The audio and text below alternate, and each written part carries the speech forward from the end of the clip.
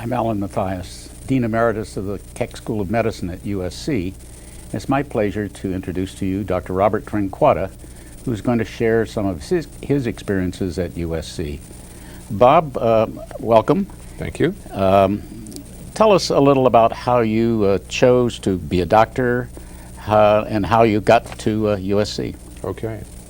Well, I was born in Los Angeles and grew up in a little town called Pico, which is just next door to Whittier. It's now part of Pico Rivera. Went to Whittier High School, but while I was 5 years old, just after we'd moved to Pico, I was run over by a Model T, driven by the paper boy, and broke my leg, and I was hospitalized at the old Queen of Angels Hospital in Los Angeles. Dad, interestingly enough, with LA Unified, was a Ross Luce subscriber. And if you can imagine, in the middle 30s, having health insurance was extremely unusual, and having something like Ross Luce was, at any rate. I was so impressed with the doctor who took care of me in the hospital that I decided then and there I was going to be a doctor. And so that's what happened. So I graduated from Whittier Union High School and went on to Pomona College, where I got my baccalaureate degree, and went on up to Stanford Medical School, where I think the most profound experience I had, in those days the Stanford Hospital was up in the city in San Francisco, and the first day in January the middle of our sophomore year, we took the first 4 quarters at Palo Alto and then went up there. I had on my white coat, and I lived close enough to walk. I walked, and I came to where the medical school building was, and I felt so proud of myself. I was walking up the stairs in this white coat and with my stethoscope in my pocket, and an old gentleman was coming down the stairs, and he looked at me and he said, "Good morning, doctor." And I thought, oh man, this is You've arrived. And I got to the top of the stairs, and I didn't know where the classroom was, and there was an old gray-haired nurse sitting at a desk up there. And I said, "Pardon me, can you tell me where the sophomore class is?" And she says, "It's right over there, sonny." At any rate, after Stanford, I came and helped open the UCLA Medical Center as an intern in medicine in 1955. I did my residency in medicine there, and a year of fellowship in diabetes and endocrinology. I had originally planned to be a family practitioner. I came from a small town. I figured that's what I'd do, until I had a very negative experience in my first day in a surgical clerkship in medical school, and decided that No surgery. no surgery, not for me. And so I went into medicine, and so impressed because the UCLA Medical Center had just opened. On the 1st of July, 1955, there were 350 empty beds. We were sitting in the chief resident's office, and phone rings. Cy Dayton was the chief resident. He answers the phone. It's a doctor over in the valley. He says, "Dr. Dayton, I've got a patient that I think is having a heart attack." He says, "Do you have a bed?" And Saul said, great presence of mind, "Just a minute, I'll ask." At any rate, they shipped us over to the VA for the first several months, which is where they were redshirting the faculty while they were getting things started. And I had just a wonderful experience, began doing a little research, and I just thought this was great. So I decided academic medicine is what I'd do. And Was there somebody there who was interested in endocrinology and diabetes that particularly influenced you? yeah, and I'm blocking on his name, but I'll think of it before the interview is over. But Dave Solomon was the chief of endocrinology at UCLA, and he offered me a fellowship at the end of my 3rd year of residency. And fellowships were not standard practice in those days, so I was really honored and took it. And in the middle of my fellowship, I was doing some research on a new drug for diabetes called DBI, and learned to do a lactic acid assay, which nobody did in those days, and it was before there were enzymes to do them. And I got a grant, a $12,000 research grant from U.S. Vitamin and Pharmaceutical Corporation, who produces the drug. And I applied to get it activated at UCLA in maybe January or February, and by May, the bureaucracy hadn't worked. They hadn't set up my account yet. I couldn't spend it. I had a call from Helen Martin, who was professor of medicine and chief of the diabetes service at USC. And she said,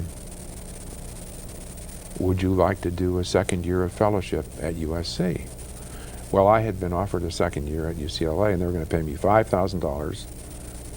And Helen, I don't think she knew that, said, and we'll pay you $10,000. Good for her.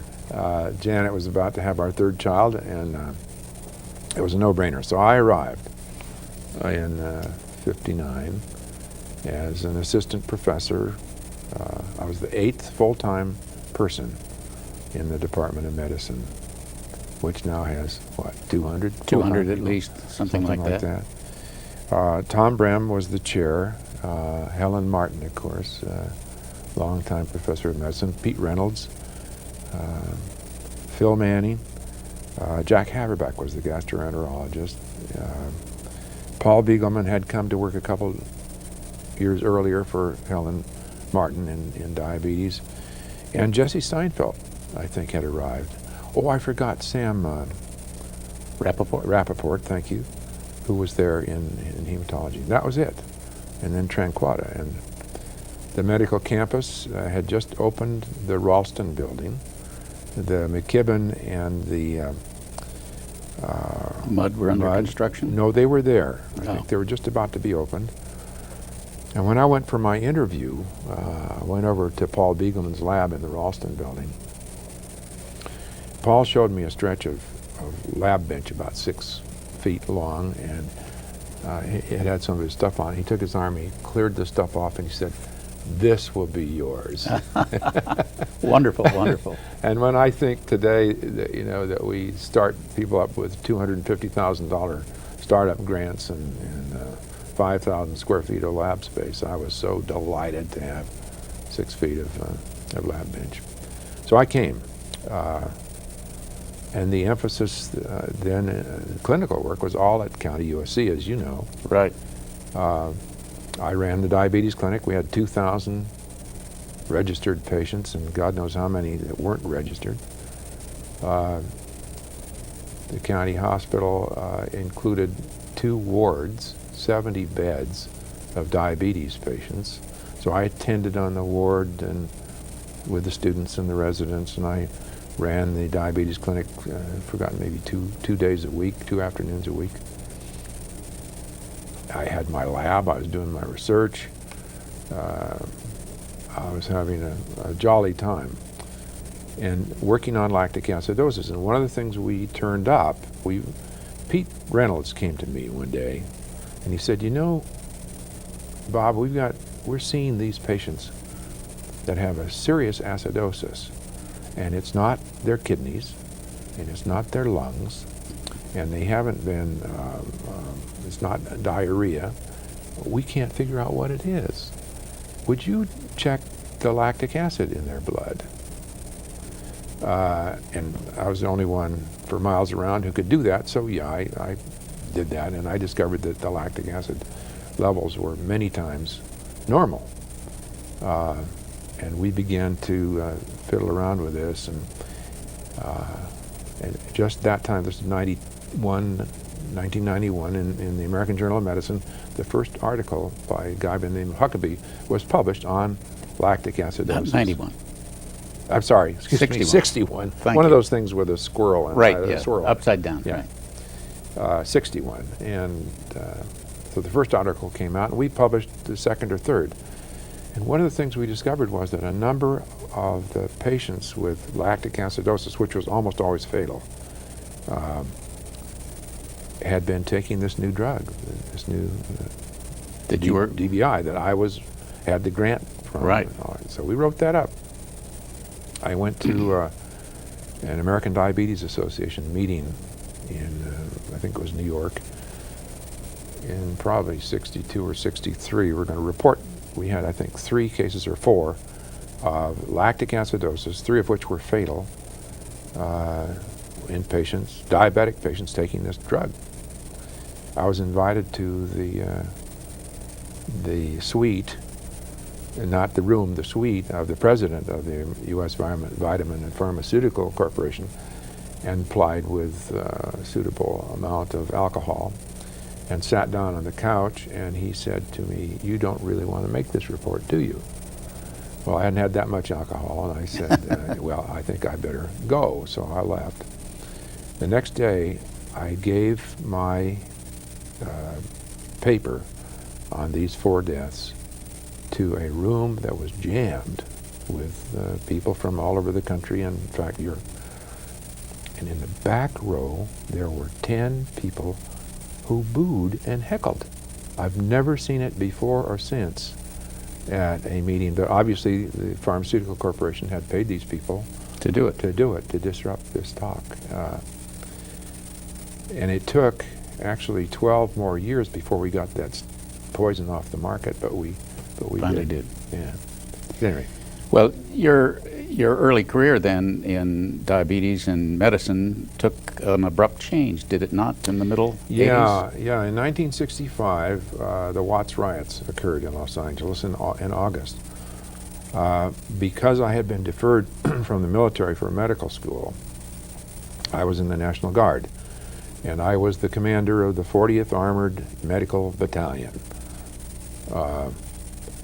And it happened that the Watts riots started on Wednesday night, and on Friday, our unit, the whole 40th Armored Division, was supposed to go to its summer field training up north at Camp Roberts, and that meant what we called a motor march, a convoy of all these trucks, thousands of men and equipment, from Los Angeles to the middle of the state, to up above San Luis Obispo. And we kept thinking, well, Thursday came and there were still terrible riots going on, and we thought, well, certainly the governor's going to call up the 40th. Didn't. Friday went by, more riots, and we said, certainly he's going to call us up. Friday night, we got in our trucks and started out for Camp Roberts, thinking, surely they're going to activate us for this thing. Whereas we were driving through the San Fernando Valley on our way north, people were standing by the streets cheering. They thought, I don't know what they thought. They thought you were going down. They didn't know we were going out of town. Next morning we get to Camp Roberts and we think, oh, let's not unload the trucks because surely they're going to call us back. And they didn't, so we unloaded the trucks. And as soon as we got the trucks unloaded, the governor said, go back to Los Angeles. So we didn't get back to LA till 3 a.m. on Sunday morning. And by then, most of the riots were over. But I had become somewhat sensitized to what was going on in the disparity of resources and services and health outcomes. And in October, Roger Egeberg, then our dean, later, as you know, the assistant secretary of HEW, Roger called me in. Well, Roger had been the medical director of the Department of Hospitals of the county before becoming dean at USC. And he said, you know, Tranquada, I've been for years wanting to start a clinic in Watts, a county clinic, but I could never get the money to do it. So now there's a new program called the Office of Economic Opportunity in Washington, D.C., and I've talked to them, and I know some of them. It's a new program under the President Johnson. Would you go down to Watts and start a clinic? And I thought, oh my God, you know, I've never managed anything in my life except ran that medical battalion, and I'm having a time of my life doing my research and teaching and taking care of patients. So I talked to a lot of people, including our chairman, Tom Bram. And they said, yeah, go ahead and do it. By now I was tenured as an associate professor. And so I came back to Roger and said, okay, I'll do it. And the next 3 years were probably the most, exciting, maybe one word, but difficult, challenging. There's certainly a couple of other words. Elsie Georgie, who was a practitioner, internist in Beverly Hills, was also recruited by Roger, and the two of us went down there. The people of Watts did not appreciate our presence. They could not understand why that honky white medical school uptown was going to come down and start this clinic in Watts. Obviously, it was because the medical school would make some money, and obviously it was so we could bring our students and residents down there to practice on them. We started a community health council immediately. We got a community organizer, and we started a community health council. And interesting people, none of them educated, and all of them wise. It was really some old ladies and some young people, and never had any experience in managing anything before. They met once a week to supervise us. And after, that was on Tuesday evenings, I remember, and after a few months they decided that wasn't enough. They had no experience with working with committees. To assign a subject to a committee was beyond their experience, and they said, we got to meet twice a week. So we said, okay, when? They said Saturday morning. And Saturday was just another day, and so we met twice a week. There was a group down there, and incidentally, we had applied for a planning grant from OEO, and the answer we got back was, we don't give planning grants. So we applied for a one-year operational grant with the 6 months of planning up front, without any idea what it was really going to cost. At any rate, what we found down there was an osteopath, a dentist, and 2 pharmacists who were the only medical professionals in the 45,000 population community of Watts, the historical community of Watts, which was at the time of 85–90% black. And they formed, and only one of the pharmacists was black, the other 3 guys were not. They formed the Watts Medical Dental Pharmaceutical Association, all 4 of them, and got to work persuading our council that this clinic wasn't needed. Obviously, they wouldn't want any competition when they had 45,000 people to prey on, really. Year plus later, after we'd figured out the land and we'd figured out some building, and we got the unions, and we had to go to Washington, D.C. and talk the unions into letting local people from Watts into the unions as apprentices to work on the buildings. We got all that done. It was time to recruit some staff for the clinic. We were going to open the clinic. And our board, our council said, how are you going to do it? And we said, well, we have the names and addresses of 425 physicians who are members of the National Medical Association, the Charles R. Drew Medical Society in Los Angeles, and we're going to mail applications to all of them. And they said, well, how much are you going to pay? And we said, well, actually, we're going to have pretty good salaries. I think $35,000 to $45,000 a year, which for 1967, which is when this got started, good money. It was good money. So they said, okay. So we mailed them out, and 2 weeks later, they said, okay, how many applications did you get? And we said, 1. And they said, okay, see, you've cheated again. You couldn't possibly have mailed them out. Mail them out again, and this time do it by registered mail. So we did. We got all the registrations back in. And 2 weeks later, we met with them, and we met with them all the time, but 2 weeks later they said, okay, how many applications did you get? They'd seen all the receipts, all 425. We said 2. And the light began to dawn that this was not a nirvana for docs. Just at that time, the Watts Medical Dental Pharmaceutical Association, these 4 guys, invited our board, our council, to a meeting to tell them, you guys get rid of those honkies from SC, and we don't need this thing.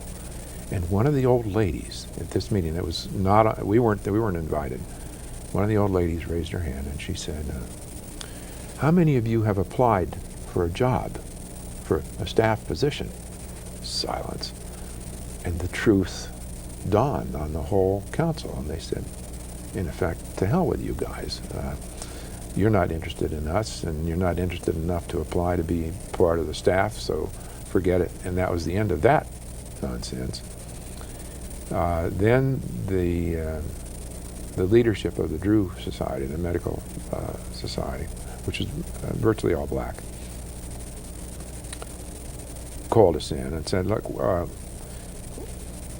this grant ought to be coming through the Drew Medical Society, not through USC. And we said, well, you know, that would be okay, except that the grant was made to the university and that we can't do that. And Can't just turn it over. And the rules won't allow it. And they said, well, we're going to meet with the congressman. Well, the congressman was Gus Watson, who... Gus Hawkins. Gus Hawkins, excuse Yeah. me. Yeah. Gus Hawkins, wonderful man, met with us in his local office, which was a little house right close to Watts, virtually in Watts. This was in 1966, the late part of '66. There was still a lot of activity going on in Watts. There were sirens every night. There were shootings. There were still some fires. You know, not every night, but frequently. And we sat down in the little room, which was Gus Hawkins' office, and there were 3 or 4 guys from the Drew. We got to know him pretty well by then, and 2 of us. And Gus Hawkins said, yawned, and he said, you know, I had so much trouble getting to sleep last night with all those sirens. How did you guys sleep? Well, these 4 guys from the Drew Society lived up in the hills. They weren't anywhere near Watts, and that put them right in their place. And Gus said, oh, in essence, okay, so forget about this. And we said, we'll create an advisory council with the Drew Society, and we did that, and all that stuff passed. And eventually, we got it open. There was one other story that's worth telling. The land, Sam Yorty was the mayor of Los Angeles. I don't know if you remember Sam. Sam, sure. A different kind of guy, and his one of his vice mayors, name of Gio was his last name, was working with the housing group, the Housing Authority in Los Angeles, and had some land down in Watts at 103rd and Grape. And we got to the mayor's office and said, you know, is there some way we could use some of that land? And Go said, yeah, sure. I mean, here's a ½ acre. You can build your clinic on it. And so we worked it all, signed the papers, and next week there is a headline on the front page of the Los Angeles Times that Sam Yorty is starting a clinic in Watts. Well, Sam Yorty didn't have anything to do with it, and I was just so ticked off at this. I went into Roger Eggeberg's office with this paper and waving it and saying, Roger, we got to call up the Times and set them straight about this. Lessons you learn. Roger says, sit down, Tranquada.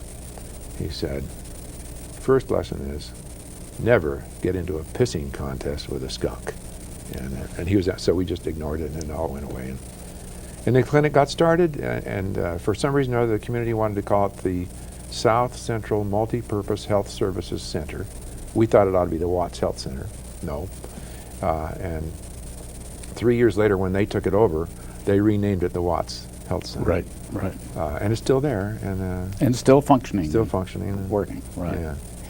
So you moved from that then to come back as the medical director of the county? Yeah, basically. Hospital? Yeah. One of the things that Roger Eggeberg asked me then was, would I chair the newly created Department of Community Medicine and Public Health. Right, So which he created as a new department. Right, Right. as a substitute for the old Department of Public Health. Right. Its chair was retiring, and so I said okay, and I did that for a couple of years. Oh, another interesting thing happened with that. We had a series of lectures, of course, for the students, and one of the lectures was by Sidney Garfield. Now, Sidney was the founder of the Kaiser system, and was a USC alum, medical school, 1930-31, somewhere along in there. did his surgical residency at the county, got out of his residency in the depths of the Depression with no way to start a practice in Los Angeles, and he and a colleague borrowed some money. They learned about the aqueduct that was being built from the Colorado River to Los Angeles. 5,000 workers out in the desert with no medical care. So they rented a house somewhere in Mojave or somewhere out there, borrowed money, probably a lot of money, maybe $500 or $600, and started a hospital and started a practice out there. And this was part of what he told the students in this lecture. And he said, you know, we used to sit on the front porch and keep our fingers crossed and pray that somebody would get hurt so we could have some business. And he said, we did this for a few months, and it was not very satisfying and very difficult, and then we got this idea. So we went and talked to the contractor with all these men and said, look, now, if you put 50 cents a month into a fund, and the men put 50 cents a month into a fund each, 50 cents a month for each worker, we'll provide all the medical care that is needed with no further charge. And the contractor said, good deal. And so they began collecting $5,000 a month to take care of whatever happened. And he said, you know, we changed. We suddenly decided we didn't want anybody to get sick. And so we went out to the work site and looked for dangerous things, and we educated the workers about this and that. And that was where they got the idea of the Kaiser thing. And then he went up and did this for Kaiser at the dam in Washington. In the shipyards? Well, first at the dam in Washington, right, and then in the shipyards. And it started an utterly fascinating story, another SC story. Right. At any rate. So you came to the county as the medical director in 1969. 69. The year that I became medical director, the hospital admitted 110,000 patients. We delivered, good God, 18,000 babies. It was an enormous place and a very exciting place to be. You know, beyond the routine of running this great county hospital, there were a lot of kind of fun things that happened. The engineers had said the big general hospital is too old. It needs to be replaced. It had been completed in 1932. This is just, you know, less than 40 years later. Well, just 40 years. It was probably 71, 72 when we started to do this. So we started to plan a replacement facility. It was going to be 2,000 beds. We were going to put it just down the hill west of the current major building where the psych hospital used to be. And we hired architects. We had advanced drawings. We had it all planned. And then Proposition 13 came along and just knocked the hell out of that. And it wasn't until, how many years later? 97, I think, that they got the go-ahead to restart the planning for the replacement. And the replacement will open this next year? Yeah, will open right. this fall. Yeah. At 600 beds instead of 2,000. Right. In my recollections about my time at USC and the development of the university hospital, it took 17 years from the time that NME originally offered to build University Hospital until it opened. Right. Which was part of that was because of President Topping. Right. Whose experience at the University of Pennsylvania was so negative that he decided the university would never have a private hospital. Right. So after your tenure, were there any other major things? You left USC and went to UCLA.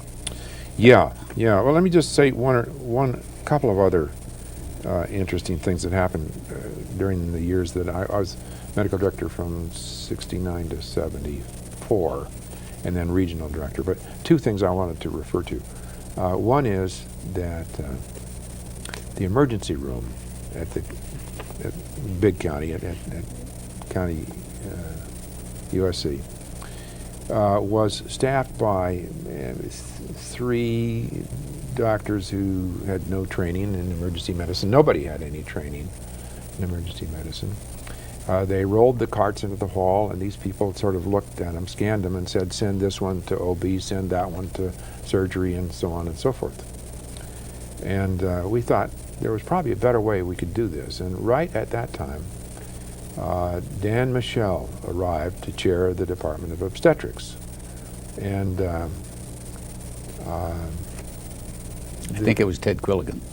That's right. I'm sorry. It was and Ted. Dan came with Ted, him. And Dan, that's right. Yeah. Ted Quilligan came. And Dan came with him. And Gail Anderson had been the full-time obstetrician on the USC and the LLU staff.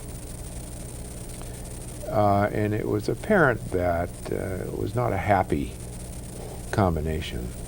And so I called Gail in one day and I said, Gail, how'd you like to start a new department of emergency medicine and take over the emergency room and build a staff and build a residency program? And the surgeons said, no, this ought to be surgeons that are doing this. And we had some conversation, and finally everybody agreed that under the supervision of the Department of Surgery, this would happen. And Gail Anderson became the chair of the first department, as far as I know, academic department of emergency medicine. In any medical school, In right. any medical school. Right. And with his good work and with Art Donovan that you were right. interviewing earlier, eventually it came out from under the Department of Surgery and became a recognized specialty and on its own. So that was one of the kind of interesting things that happened. The other one was that in 1971, I think it was, your predecessor as dean, Franz Bauer, chaired a county commission. They're called the Bauer Commission, or Bauer Committee, I guess. Right.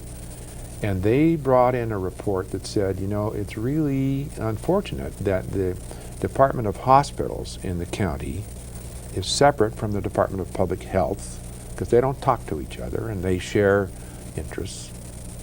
And they're both separate from the Department of Mental Health, which is also shares interests with them. And we think that there ought to be some way to fix that. And the move towards creating a Department of Health Services got started, and we had a chance to participate in that fascinating time. So that, or maybe it was 1970, but by 1972, the County Board of Supervisors agreed that they would support the formation of a Department of Health Services. And they put the Department of Hospitals, the Department of Mental Health, the Department of Public Health, and the county veterinarian together,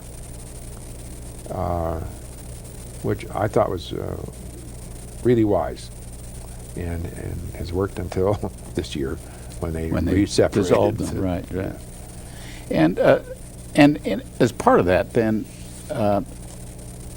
you could diminish perhaps the tremendous pressure on the medical center and begin to develop some clinics outside that were larger than just the typical public health kind of clinic. And that was my next role, was as regional director of the Central Region, which had County USC, it had the hospital downtown, John Wesley, and Rancho Los Amigos, and I think my recollection is 21 or 22 clinics that had been former public health or mental health clinics. And we could begin to create a system. And one of the parts of that was Med Ocho. I don't know if you remember that or not, but with Bob Mirande's leadership, we took the 8th floor of the county hospital, which was a Department of Medicine floor, and began to put some of the staff from that floor out into the clinics in East Los Angeles, so that there would be continuity of care, and there's an interesting an approach to both the language, but also the culture and the ability to move back and forth from the community into the hospital. Right, and to have the same professional staff providing care at both sites. Right. It was Right. a fascinating time. In 1972, we had an interesting board of supervisors. One of them was, oh shoot, what was his name? I think I wrote it down here. Baxter Ward. Yes. Baxter Ward had been, in my view, a third-rate yellow journalist, and he became a third-rate supervisor who was fixed on turning up fraud and ill doing throughout the county. Leona Miller was the chief of diabetes in our Department of Medicine at that time, and she'd done some wonderful things. One of the things she did was to have an office open 16 hours a day, I think, in her office, where diabetic patients from the county system could come and get their prescriptions refilled. They didn't have to wait for their next appointment in case they ran out. And in the process, she pre-signed a bunch of prescriptions for the nurses in the office for insulin and needles, which diabetics need. And so the patients could come in and get their supplies, and if they absolutely needed to be seen by a doctor, that could happen. And the result was that the number of diabetic coma patients, which happens to diabetics who are out of control because they don't have their insulin, decreased from something like 120 a year to 15 coming in. It was an incredible change just from this really brilliant thing that she did.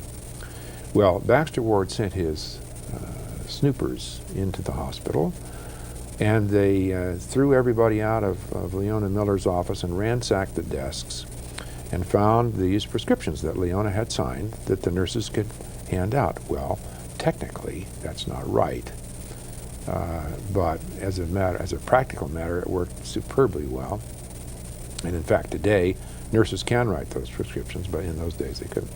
So Baxter started a proceeding to throw Leona Miller out.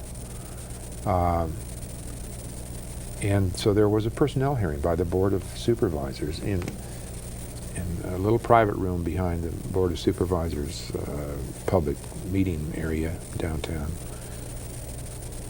And I was invited.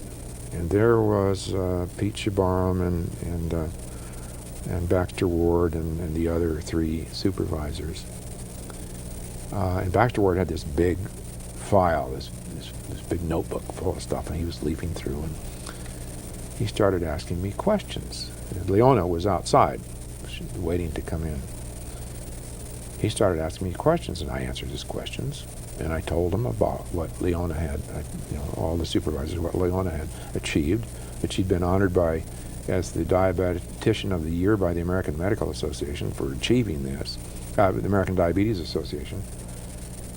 And pretty soon, Kenny Hahn, one of the supervisors, said, "Baxter, what's this all about?" And Pete Shabaram said, "Baxter, where are you going with this? What's the point of this?" And Baxter said, "Wait a minute, I'll show you." Well, this went on for 5 more minutes, and the rest of the supervisors said, "Shut up, Baxter. We've heard enough. Let's get rid of this. This has no bearing whatsoever." And he was put down. Yeah, right. We get interesting times. So you then moved from USC to a couple of places, UCLA. The four-letter place. The four-letter place across town. Yeah. And after a tenure there, you moved to be the dean and chancellor at the University of Massachusetts. Is that correct? Yeah. Tell us a bit about those experiences. Well, they don't have a lot to do with USC. I was associate dean for Sherman Melenkoff, who was the dean then at UCLA, and had been a faculty member when I was a resident there. And apparently I didn't upset him too much, so he asked me to come and be his associate dean. We always figured we taught you over at USC so we could send you back, right? I was prepared, right. So at any rate, I was sort of the associate dean for everything else. There was kind of an academic associate dean, Fred Rasmussen, who did a lot of stuff. I just had a very interesting experience at UCLA for 3 years. And helping to run what was and still is a very fine medical school. And then I was invited. I had been invited actually before that job to look at the position at Massachusetts, and it was offered to somebody else, Roger Bulger. Roger left 3 years later, and they invited me to come back. So I went back to the University of Massachusetts for what turned out to be 7 years, and just a great experience. And a young medical school, just been started in 1968. So it was, and this was what 79. So it was a very young place. I had a great experience there. The one story I will tell. We had a university hospital and a medical school and a graduate school of basic sciences, and we were starting a graduate school of nursing, and we needed to find a dean. And we were recruiting. The problem was finding a dean that had a PhD and experience in graduate nursing education. There were about 5 of them in the United States, and one of them was the most attractive candidate from New Jersey, who had been running a graduate program, had a PhD, and she was coming up to visit us. So I went into the airport at Boston to meet her, and I got there a little early, and her gate was here, and over here on the left was another gate, and there were a bunch of TV reporters over there. So I went over to see what was going on. And it turned out to be the governor, Michael Dukakis. Actually, the governor was standing on the side. Now, I'd met him, of course, several times in my capacity, and this was all about his wife, Kitty, who'd come back from somewhere and was being interviewed. And I walked over and said, "Hi, Governor," and he said, "Hi, Chancellor." And I said, "What are you doing?" He said, "I'm not doing anything. This is Kitty's show." And I had this inspiration. I said, "Well, Governor, let me tell you why I'm here." And told him, I said, "Would you come over and meet this candidate for the Dean of Nursing with me?" And he said, "Yeah, I'll do that." So I met her with the governor in tow. Oh, wonderful. She damn near died and took 3 seconds to accept the job. And it was kind of a fun. That's great. Well, then you were recruited to come back to USC as the dean. Yeah, after you left, they had to find somebody. And I guess they figured the experience in Massachusetts would mature me some. And I came back, yes, in 1986 as the dean, just the year after the contract had been written with National Medical Enterprises to build the new university hospital. So I had a very interesting challenge, a kind of a cultural change.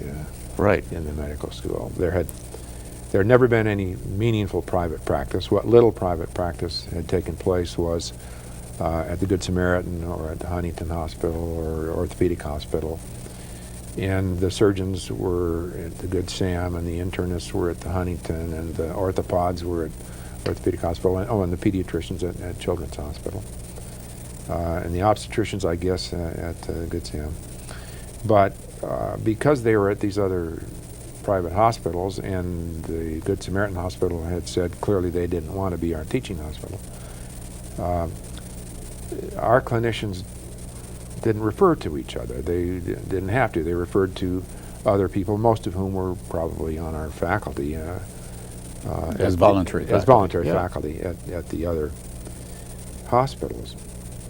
Well, all of a sudden, in 1991, we were going to open a university hospital with 275 beds, as I recall, or 300.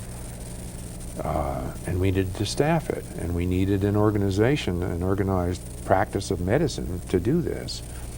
And our faculty, which had been totally absorbed by County USC, now had to bring some attention to private patients in a brand new setting across the street. We had to recruit 100 or 125 new clinical faculty to help staff the new hospital. We had no money. We had no working capital to do this.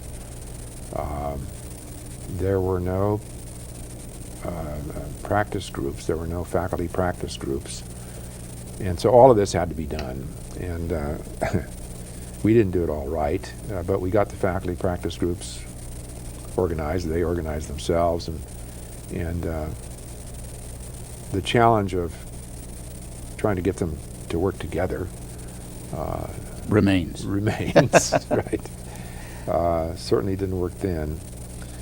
And fortunately, we got National Medical Enterprises to offer a lot of benefits that helped us in the recruiting. They were able to, hospitals cannot hire doctors to practice medicine. They can contract with hospital-based physicians, pathologists, and radiologists to practice there. But they can hire and pay physicians to be the chair of a department or a division or whatever. So they offered that benefit. And they offered to pay for nurses who could supervise the practices of the doctors in the hospital.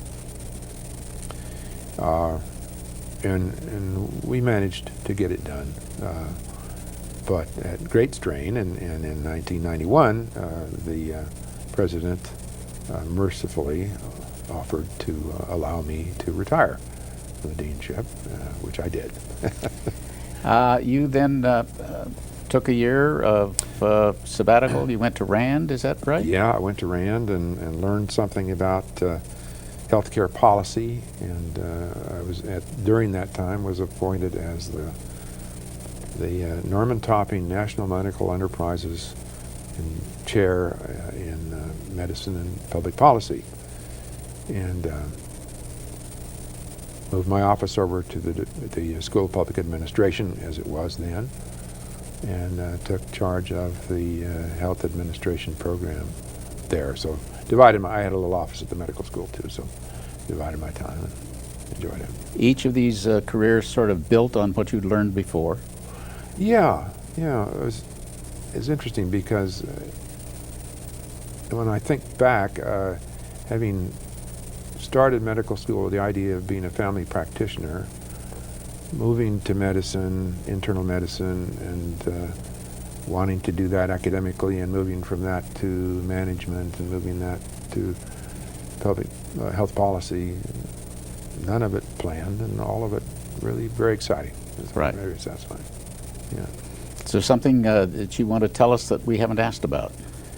One thing that occurred to me, in 1964, I think, right in the early part of Roger Eggeberg's deanship, he took the faculty out to the desert. Were you part of that? Yes. To a retreat? Yes. Maybe you talked about this. No, I didn't. Okay. So tell it.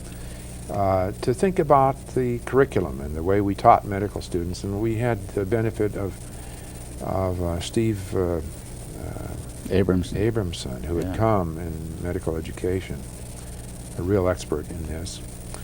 And we had a very productive meeting, and we decided at that time that we would forego, in the basic science years, in the first 2 years of medical school, we would forego the basic departmental organization where you taught anatomy and biochemistry and physiology, and focus on organ systems, so that we would study the heart, and the physiologists and the anatomists and the biochemists and the so on and so forth would all focus on the organ, or we would study the digestive system or the brain or whatever, and in an organized kind of a way. It was a revolutionary idea. They'd done it at Hopkins, maybe? No, at Western Reserve. At Western Reserve, right. And we were maybe the second or third school in the country to do that. The other thing that we did, I remember this discussion, people said, well, what is going to become of our students? And we thought, well, the bulk of them are going to practice medicine of some kind. A small proportion would become academicians, but even as academicians, they will practice medicine. Maybe it's foolish for us to wait until their third year before they have any contact with patients or begin to learn anything about the practice of medicine. So let's start a new course in the first year, Introduction to Clinical Medicine, and carry it through the second year and teach them there about the relationship to patients and taking histories and doing physicals and all of the elements of that. And that, I think, was pretty unique in American medicine. And Roger stirred us and Right. Steve to do this.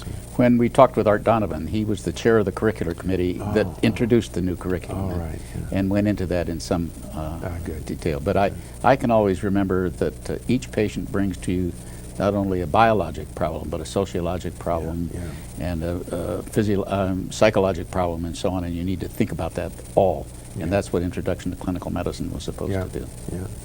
There's a real move forward, I think, on the part of our medical school. Well, thank you very much. It's a pleasure. Thank you.